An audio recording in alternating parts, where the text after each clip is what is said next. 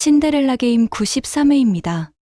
유진이 교통사고 뺑소니범이 잡혔다는 소식에 신여진은 이번에야말로 최명지를 잡아 쳐넣을 수 있겠구나 기대가 되었어요.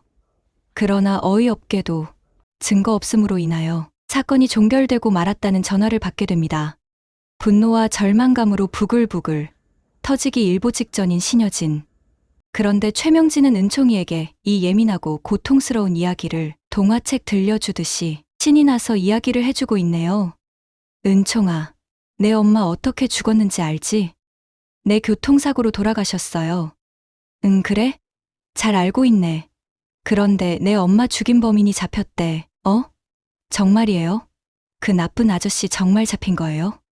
그러자 최명진은 빙그레 웃으며 이렇게 말을 합니다. 응, 잡혔어. 그런데 실수로 교통사고를 낸 거래. 운전이 서툴러서 사고를 낸 거래. 그러니 용서를 해주어야겠지. 은총이는 대답이 없이 시무룩하기만 합니다. 그러자 최명진은 은총이에게 가스라이팅을 시작합니다. 사람이 실수를 할 수도 있는 거야. 실수했다고 용서해주지 않으면 용서 안 한 사람이 더 나쁜 거야. 알아들었니? 이러더니 최명진은 속마음을 이야기합니다. 그나저나 드디어 이제야 다 끝났네. 어우 시원하다 시원해. 이러는 거예요. 이 모습을 뒤에서 지켜보며 신여진은 분노로 몸이 폭발을 할 지경이 되었어요. 그러나 참자 참아. 전현을 감옥에 쳐넣기 전까지는 내가 계속 연극을 해야만 해. 그런데 최명진은 신여진의 인내심을 시험하기라도 할 듯이 만면에 환한 미소를 띠고 아주 날아갈 듯이 사뿐한 걸음걸이로 서재에 들어오고 있었어요. 형님, 오늘따라 왜 이렇게 샤브샤브가 땡길까요? 우리 다 같이 나가서 만난 거 먹고 올까요? 그러자 신여진은 철썩 뺨을 후려갈겨 버립니다. 이번에는 진짜로 때린 거예요. 상상이 아니었어요. 아니 형님 도대체 왜 이러세요? 그러나 신여진은 내 집에서 당장 썩 꺼져버려. 니년이 내 딸 죽인 거 니가 더 잘 알고 있지. 이 악마 같은 년, 내가 니년을 그리고 니 딸 년도 똑같이 죽여주마. 지옥에서 둘이 행복하게 잘 살아봐. 이러면서 당장 집을 나가라고 밀어냅니다. 그러자 최명진은 모든 걸 포기하고 짐을 싸러 2층으로 올라갑니다. 하지만 또다시 신여진의 불호령이 떨어지는데요. 이 집안에 네 것이 어딨어? 네 몸뚱아리만 네 거야. 당장 꺼지라고. 최명진은 세영의 오피스텔로 갔어요.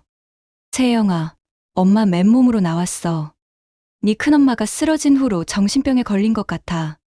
제정신이 아니야. 눈에 보이는 사람마다 자기 딸 죽인 사람이라고 우겨대면서 꺼지라고 소리치는 중이야. 이렇게 거짓말을 합니다. 그러니 세영아, 집에 가서 내 옷들 좀 챙겨와줘. 그리고 내 큰엄마 미친 정신병자이니 절대 말 섞지 말고 바로 와. 이럽니다. 세영이 엄마 옷을 챙기러 신여진 집에 왔어요. 나가려는 세영을 신여진이 붙듭니다. 큰엄마는 완전히 미쳤다고 들었는데 세영은 큰엄마를 뿌리치고 나가려고 했어요. 그런데 여진의 이 말이 세영을 붙들어 버립니다. 내 엄마가 내 딸 죽였다는 증거가 있어, 세영아. 네? 그 증거가 뭔데요? 내 엄마가 내 딸 죽인 날짜 그리고 사주한 사람에게 입금한 내역이 다 적혀있는 수첩을 내가 보았거든. 이럽니다. 큰엄마 지금 거짓말하시는 거죠? 저에겐 하늘 같은 엄마인데 왜 우리 모녀 사이를 갈라놓으려고 하시는 거예요? 우리 엄마가 조카를 죽일 만큼 그렇게 나쁜 엄마는 아니거든요. 세영은 울면서 집을 나와버립니다. 그러나 사실 세영은 엄마가 충분히 그럴 만한 사람이라는 걸 잘 알고 있어요. 큰엄마를 쓰러지게 한 사람도 엄마라는 걸 다 알았으니까요. 하지만 큰엄마 앞에서 엄마를 같이 흉보고 싶은 마음은 추호도 없었기 때문에 이렇게 신여진 집을 박차고 나와버렸던 거예요. 한편 세영이 돌아가자 신여진은 급히 윤성우에게 연락을 해서 전문 금고 수리공을 데리고 부하나가 일러준 금고로 갑니다. 드디어 금고 문을 열었어요. 그 안에는 과연 수첩이 그대로 들어있을까요? 아닙니다. 거래장부가 경찰 손에 넘어갔다는 거짓 기사를 본 후에 최명진은 수상하다는 생각이 들어서 얼른 수첩을 다른 곳으로 옮겨버렸거든요. 텅 빈 금고를 바라보며 신여진은 또다시 절망감이 밀려왔어요. 하지만 포기하지 않고 세영에게 연락을 했어요. 아까 집에 왔을 때 세영에게 네 엄마가 유진이를 죽이라고 사주했던 사람이야. 이런 말을 해주었을 때 세영이 얼굴이 새파랗게 질렸던 것이 기억에 남았거든요. 여진은 세영을 만나서 진심으로 말을 합니다. 세영아, 너는 당연히 네 엄마 편이라는 걸 잘 알고는 있어. 하지만 세영아, 너와 친자매처럼 친했던 유진이는 지금 저승에서 억울해서 눈을 못 감고 있어. 나는 네 엄마 서랍 밑에 붙어있던 수첩에서 분명히 유진이를 죽였다는 증거 메모를 보고 말았거든. 그러니 내가 유진이의 한을 풀어줄 마음이 있거든. 내 엄마 수첩을 좀 찾아봐 줄래? 이렇게 간절하게 부탁을 합니다. 집으로 돌아온 세영은 엄마의 수첩이 궁금해졌어요. 큰엄마가 수첩에 쓰인 내용을 잘못 해석해서 오해하고 계신 걸지도 몰라. 일단 내가 수첩을 찾아서 내용을 확인해 봐야겠어. 세영은 엄마가 외출한 틈을 타서 엄마 방의 서랍을 다 빼서 뒤집어 엎었어요. 큰엄마가 말하길 처음에 엄마 수첩을 발견했을 때 서랍 뒤에 테이프로 붙여 있었다는 말을 들었기 때문이에요. 그런데 정말로 서랍 뒤에 수첩이 딱 붙어 있는 거예요. 우리 엄마도 참 어떻게 여기에 붙여놓을 생각을 하신 거야? 생각이 너무 고전적이시다. 세영은 재빨리 수첩을 열어보았어요. 맙소사, 세영이 아무리 다르게 해석하려 해도 유진이 뺑소니 교통사고 운전사 고용, 뺑소니 교통사고 성공, 뺑소니 처리금 입금 이런 단어들이 적혀 있는 걸 보니 엄마가 유진이를 죽인 게 확실한 거예요. 그런데 더 충격적인 사실을 발견을 했어요. 유진이의 존재를 알고 있는 사람 발견, 바로 영심 패션 사장 구영민. 이 자의 차량 브레이크를 고장내서 죽이기. 이런 메모가 적혀 있고 누굴 고용해서 며칠날 죽였는지, 사례금으로 얼마를 입금했는지 자세히 적힌 메모를 본 거예요. 그러니까 유진이가 구하나 양부모 집에 놀러 오다 보니 유진이의 얼굴을 잘 알고 있는 지석 아빠는 유진이의 실종 기사를 신문에서 보고 이 사실을 신여진에게 알려주려고 갔다가 신여진이 없다 보니 친척이라는 최명지에게 말을 해주는 바람에 최명지에게 죽음을 당하게 되었던 거예요.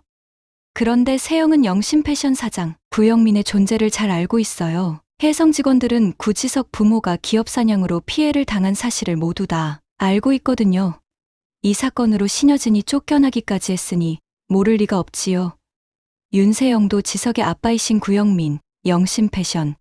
이 말들이 워낙 많이 이슈에 올랐기 때문에 그 이름을 똑똑히 기억하고 있었단 말입니다. 그러니 세영은 떨리는 마음을 진정시키며 자신의 엄마가 구지석 부모를 죽였다는 증거 메모들을 사진으로 모두 다 찍어두었어요. 그리고 파일을 만들어서 잘 저장해 두었어요. 그 후에 세영은 수첩을 들고 신여진에게로 갔어요. 큰엄마, 이게 바로 큰엄마가 찾는 수첩이에요. 저도 다 읽어보았어요. 우리 엄마가 정말 나쁜 사람 맞네요. 나쁜 일 했으면 벌을 받아야죠. 세영은 비통한 표정으로 신여진에게 수첩을 건넵니다. 그 후에 세영은 선을 보러 나갔어요. 망난이라고 소문난 정일그룹 둘째 아들이었어요.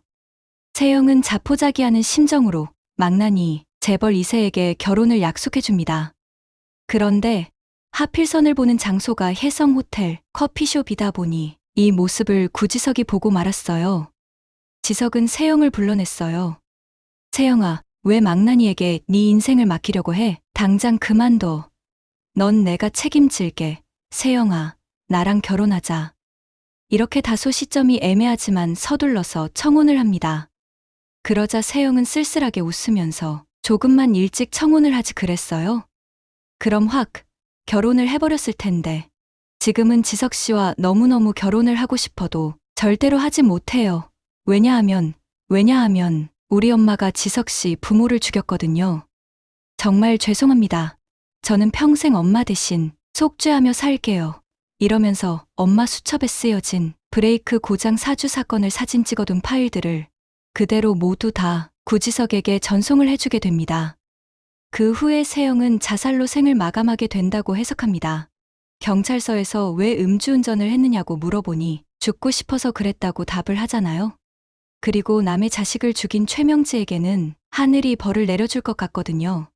그 벌은 다름 아니라 똑같이 최명지의 하나뿐인 자식을 하늘로 데려가 버림으로써 그 고통이 무엇인지를 똑똑히 깨닫게 해주는 것이 바로 하늘이 내려주는 처벌이라는 생각이 들었기 때문입니다.